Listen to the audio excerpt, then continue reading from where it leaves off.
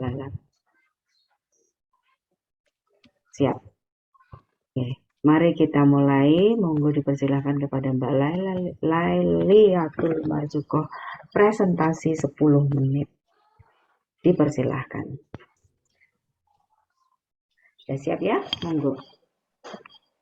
Bismillahirrahmanirrahim. Assalamualaikum warahmatullahi wabarakatuh. Waalaikumsalam. Yang terhormat Bu Dosen Dr. Penny Susakti, SSI, MSI, dan Bu Dosen Dr. Setiarini, MSI. Di sini saya akan mempresentasikan rencana pelaksanaan pembelajaran yang bertempatan di Satuan Pendidikan MI Miftahul Ulum, Bumi Jawa Tegal, kelas 3 semester 1, tema 3 benda di sekitarku, dan subtema 1 aneka benda di sekitar. Rencana pelaksanaan pembelajaran yang saya ambil yaitu dari Satuan Pendidikan MI Miftahul Ulum, Bumi Jawa, kelas 3 semester 1, tema 3 benda di sekitarku. Subtema 1, aneka benda di sekitarku. Muatan pelajaran matematika. Pembelajaran ke-1. Kompetensi inti yang saya pilih ada 4. Yang pertama, menerima, menjalankan, menghargai ajaran agama yang dianutnya. Yang kedua, memiliki perilaku jujur, disiplin, tanggung jawab, santun, peduli, dan percaya diri dalam berinteraksi dengan keluarga, teman, guru, dan tetangganya. Yang ketiga, memahami pengetahuan faktual dengan cara mengamati, yaitu dengan mendengar, melihat, membaca, dan menanya, berdasarkan rasa ingin tahu tentang dirinya, makhluk ciptaan Tuhan, dan kegiatannya, dan benda-benda yang dijumpainya di rumah, sekolah, dan tempat bermain. KI yang keempat, menyajikan pengetahuan faktual dalam bahasa yang jelas, sistematis, dan logis, dalam karya yang estetis, dalam gerakan mencerminkan anak sehat, dan dalam tindakan yang mencerminkan perilaku anak beriman dan berakhlak mulia. Kompetensi dasar dan indikator.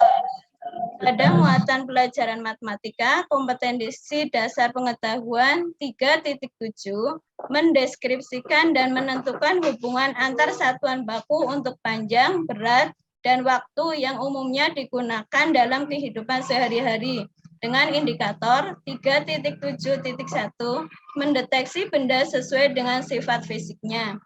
3.7.2 menganalisis satuan panjang yang digunakan dengan paling sedikit 2 satuan baku, sentimeter dan meter.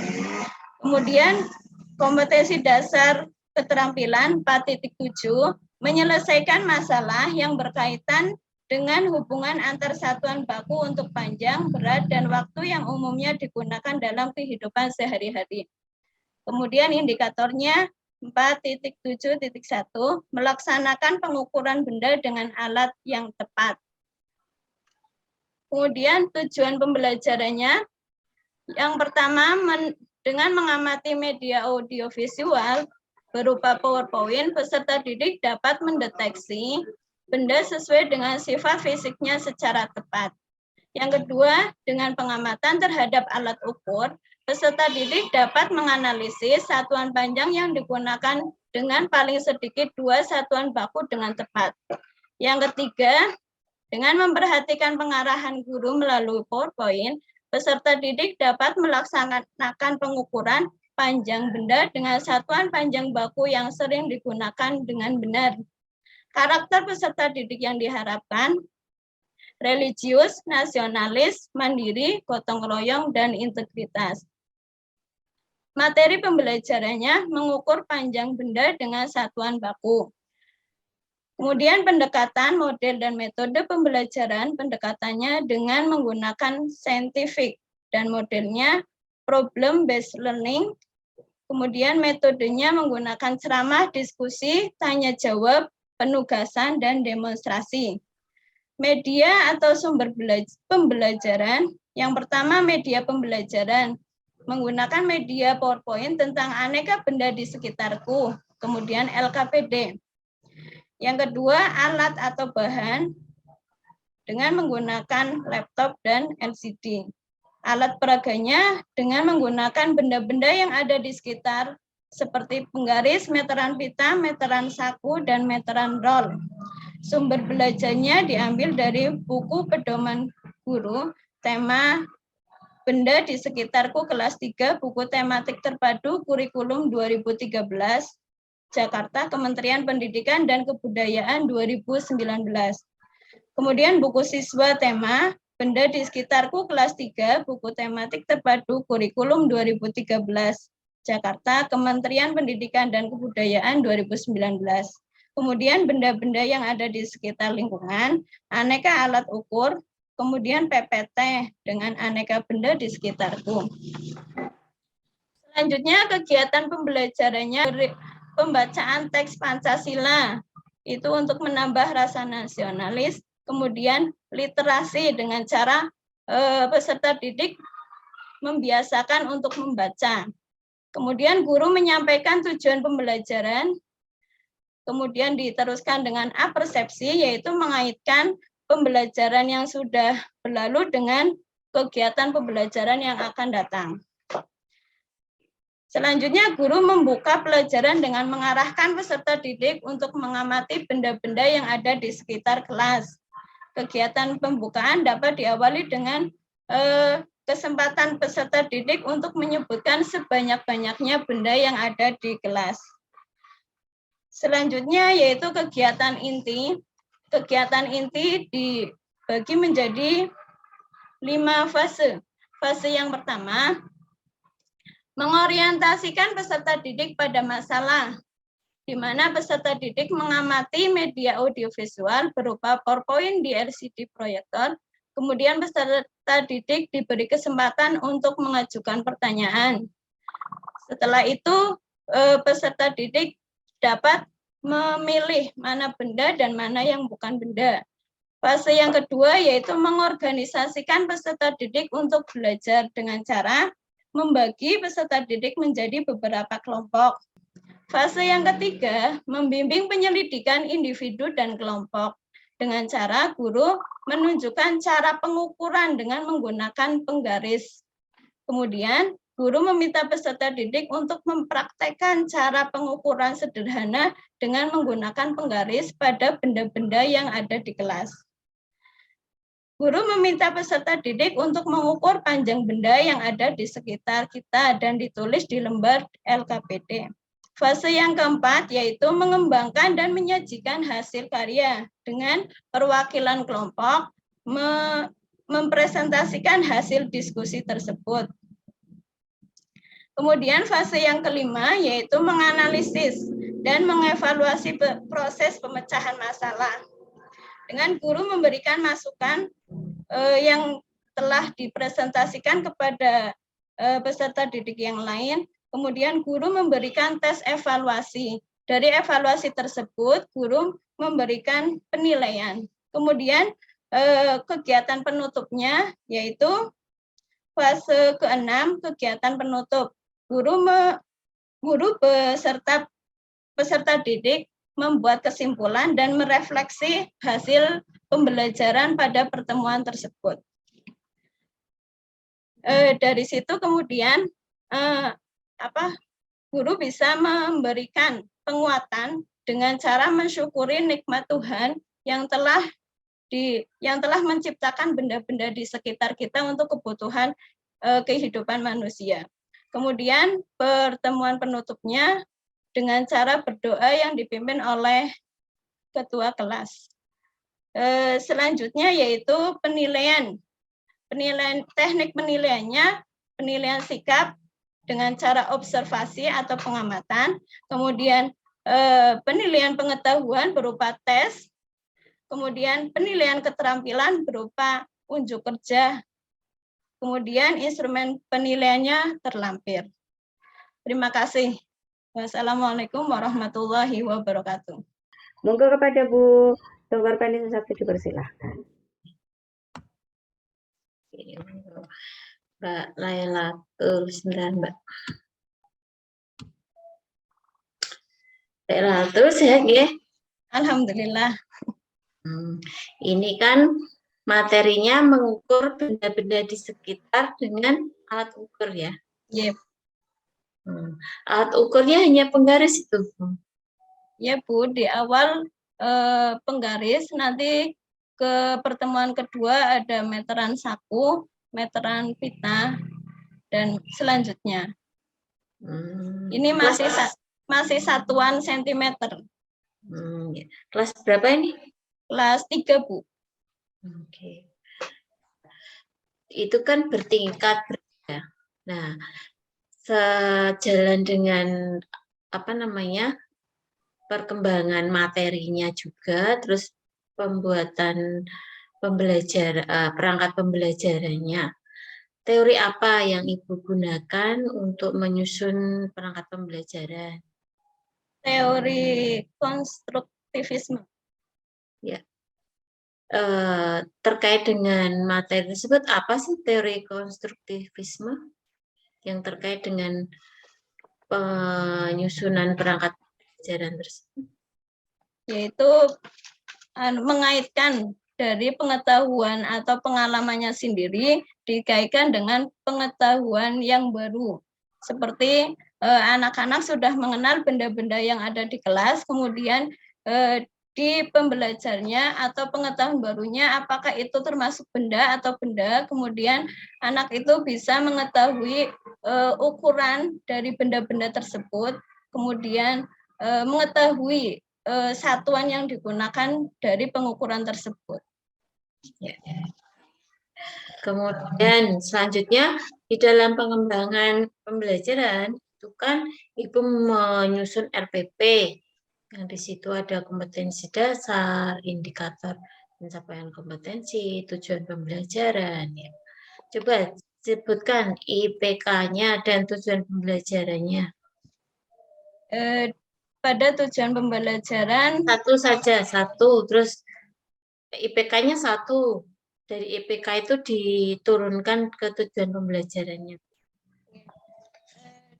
Dari kompetensi dasar itu mendeskripsikan, menentukan hubungan antar satuan baku untuk panjang, berat, dan waktu yang umumnya digunakan dalam kehidupan sehari-hari.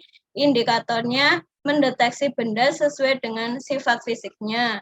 Kemudian tujuannya berdasarkan pengamatan, peserta didik dapat mendeteksi benda sesuai dengan sifat fisiknya secara tepat. Terus itu diuraikan unsur-unsur ABCD-nya. Di dalam tujuan tersebut, yaitu terdapat condition atau kondisi keadaan dalam proses pembelajaran yang berupa pengamatan.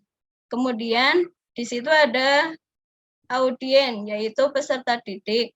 Kemudian behaviornya atau perilaku yang diharapkan yaitu dapat mendeteksi, kemudian degree-nya atau tingkatan atau pencapaian yang diharapkan yaitu dapat dengan sesuai atau dengan mengelompokkan benda itu secara tepat.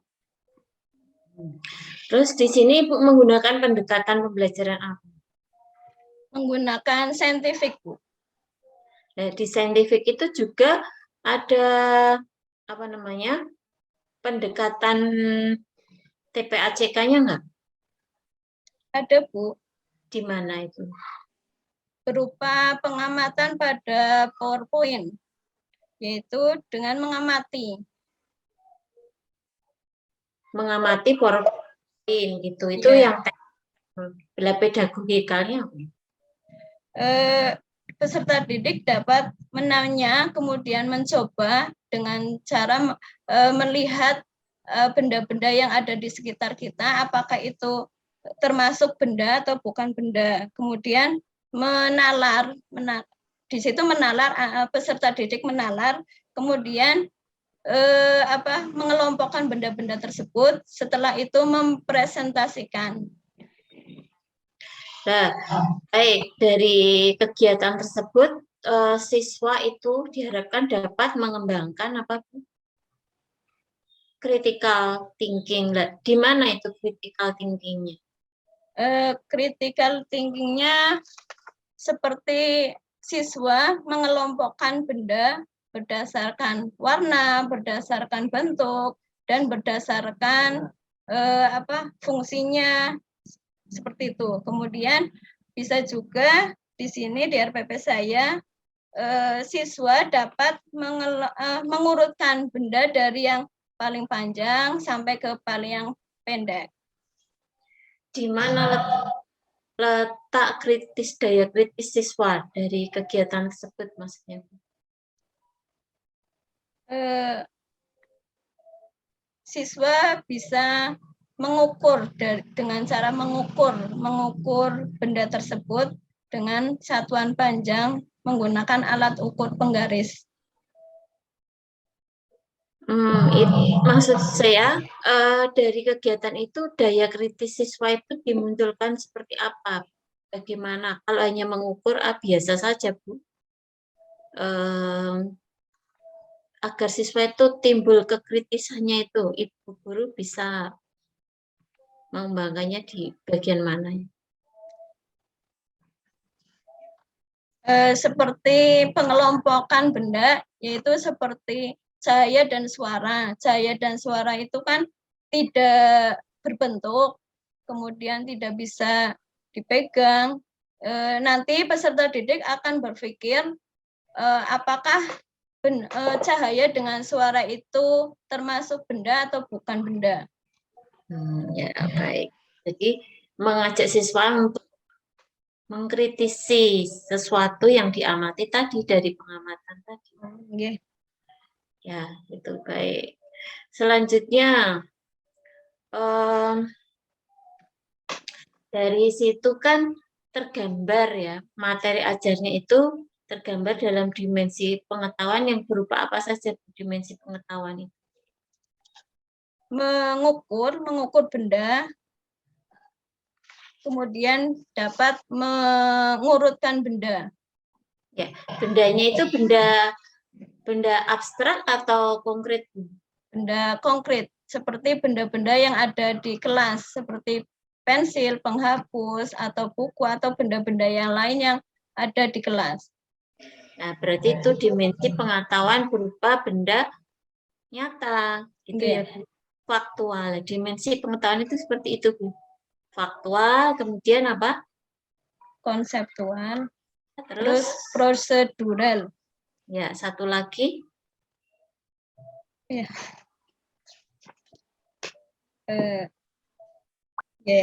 Baik, kemudian di dalam itu kan proses pembelajarannya Ibu juga melakukan penilaian. Nah, penilaian itu mencakup apa saja, Bu? Penilaian sikap dengan cara observasi atau pengamatan, kemudian penilaian pengetahuan dengan memberikan tes tertulis, kemudian penilaian keterampilan dengan unjuk kerja. Unjuk kerjanya berupa diskusi kelompok. Tidak mengukur tadi? Ya, di tugasnya itu peserta didik diminta untuk mengukur, mengelompokkan benda. Nah, itu Bu. Jadi untuk penilaian keterampilan itu sebenarnya bisa gini. Bagaimana ketepatan anak mengukur benda itu? Tuh. Kecepatan anak, ketepatan. Tepat tidak dia mengukur, harusnya mengukurnya misalnya panjang benda 25, tapi anak ternyata mengukur 26 cm. Nah, kan itu tidak tepat. Jadi seperti itu keterampilan itu ya. Bagaimana cara dia menggunakan ukur. Seperti itu ya, Bu. Ya, Bu. Baik, sekarang nih membaca, mengaji.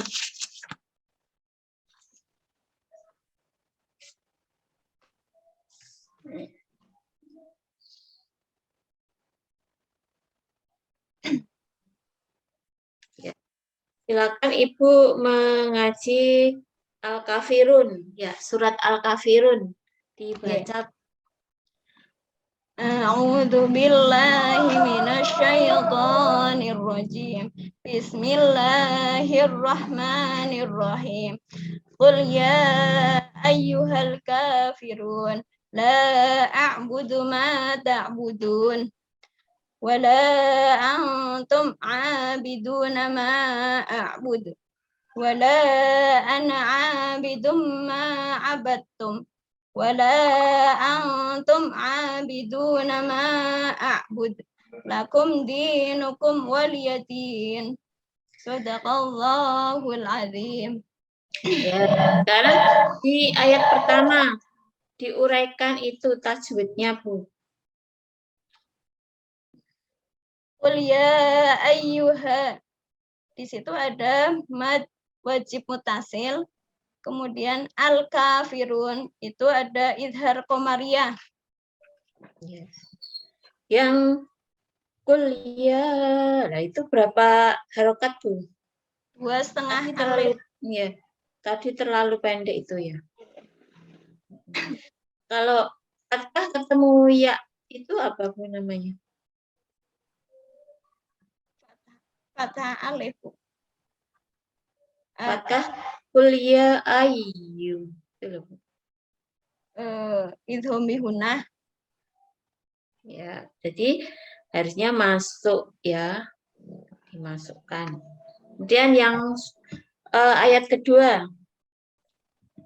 La a'budu itu wajib mutasil karena satu kalimat. Mad bertemu alif dalam satu kalimat. Kemudian ta'budun itu mad tabi'i. Ya, satu lagi. Ayat ketiga. Wala antum ada mad wajib mutasil. Antum ifa hakiki.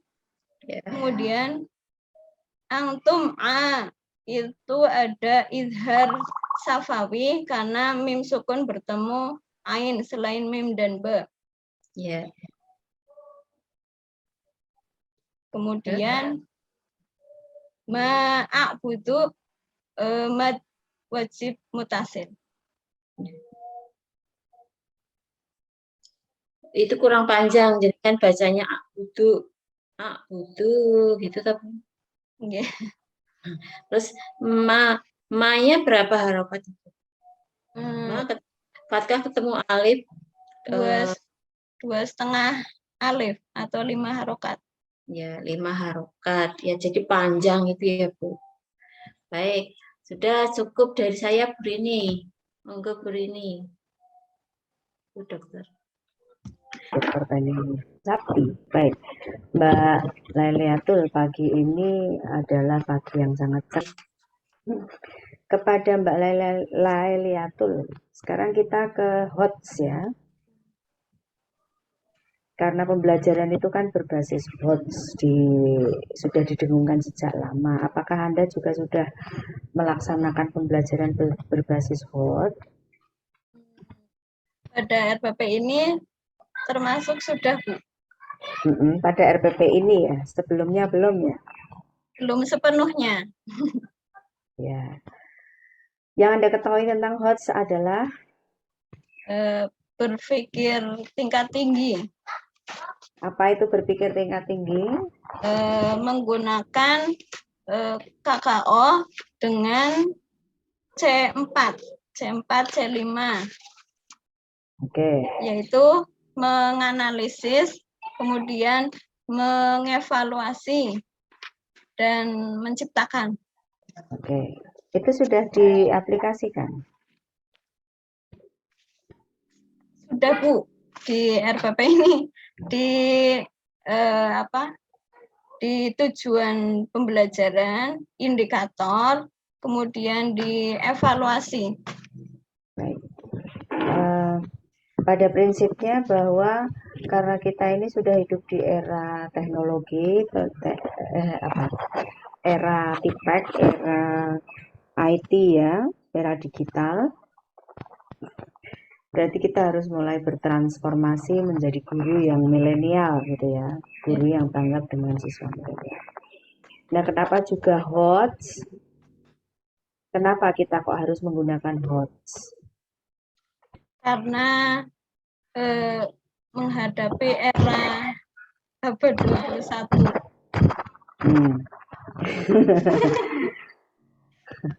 Terus emang kalau nggak menghadapi abad 21 nggak usah pakai HOTS gitu ya? Bukan, alasannya adalah bahwa siswa sekarang ini akan mendapatkan tantangan lebih berat di zaman era global ini dan bersaingnya sudah secara global. Kalau tidak mengikuti perkembangan bahwa kita itu hidup di dunia global yang semuanya tidak ada batasnya, tidak ada sekatnya, ya akan menjadi ketinggalan jauh. Baik, nah pembelajaran menggunakan pendekatan saintifik juga sudah dilakukan? Sudah, Bu. Sejak kapan? Sejak kurikulum 2013. Apa yang Anda lakukan pada pembelajaran berbasis kurikulum 13? Dengan ya itu mengamati, kemudian menanya, kemudian mencoba, menalar, kemudian mempresentasikan. Baik, kembali lagi itu jika dikaitkan dengan HOTS ya. Kira-kira instruksi apa yang Anda terapkan kepada siswa, KKO apa saja yang sekiranya menstimulasi cara berpikir siswa agar masuk ke C4, C5, dan C6 dari rukun mengamati, menanya, mengeksplorasi, mengasosiasi, dan mengkomunikasi. Di MPP ini, itu anak peserta didik mengamati benda-benda yang ada di sekitar kita, kemudian menalar atau bisa mengelompokkan apakah itu benda atau tidak benda. Kemudian berdasarkan fungsinya, peserta didik bisa mencoba dengan cara mengukur. Kemudian peserta didik dapat mempresentasikan hasil pengelompokan, kemudian berdasarkan hasil pengukurannya. Ya, kalau ini tadi tentang kemampuan mengukur ya, matematika ya. Ya, Bu. Nah, apa yang Anda lakukan terhadap siswa, maksudnya instruksinya? Apakah, sekali lagi kita refresh pada C4, C5, C6 ya. Kelas berapa yang Anda ajar? 3, Bu. Kelas 3. Pokoknya sekarang C4, C5, C6 itu nggak apa-apa, harus untuk kelas 1, 2, 3, 4, 5, 6 ya. Nah, kemampuan dalam memisahkan konsep ke dalam beberapa komponen, kemudian menghubungkan satu sama lain agar siswa itu utuh, itu kira-kira satu instruksi apa yang Anda sampaikan? Bagaimana gitu ya? Ya, bagaimana bagaimanakah cara mengukur benda, terus coba kelompokkan apakah itu termasuk benda atau bukan. Itu C4. Ya, itu harus sudah mulai diterapkan kepada peserta didik. C5? C5 menganalisis. Mengevaluasi ya.